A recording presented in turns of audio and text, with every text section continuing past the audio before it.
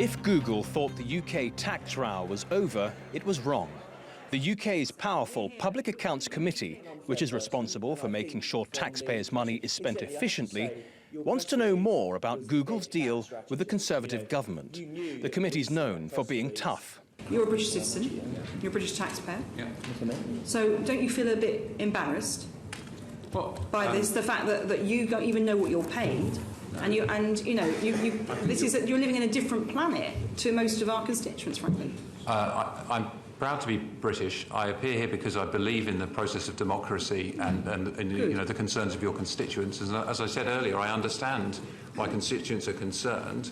The UK government trumpeted the deal last month that forced Google to pay $190 million in corporation tax to cover the last decade. But politicians, tax campaigners, business leaders and unions ridiculed the deal, saying Google's tax rate was effectively no more than 3% in a country where the norm is 20%. And they argued that Google should pay taxes on advertising sales that originated in the UK, even if, as Google argues, those sales are ultimately completed by Google in Ireland. The UK's top tax official is also being scrutinised for the so-called sweetheart deal her office struck with Google. We are obliged to keep taxpayer information confidential. Some opposition MPs believe Google and the government's relationship is too close. Mr Britton, there's been something like 20-odd meetings that have taken place between Google and government ministers over the past 5 years.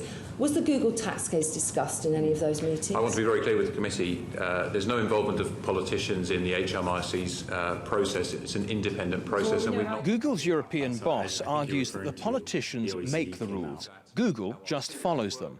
But at a time when Google's CEO has been awarded shares worth $200 million, more than the entire UK tax bill over a decade, many in Britain argue it's time to change the rules.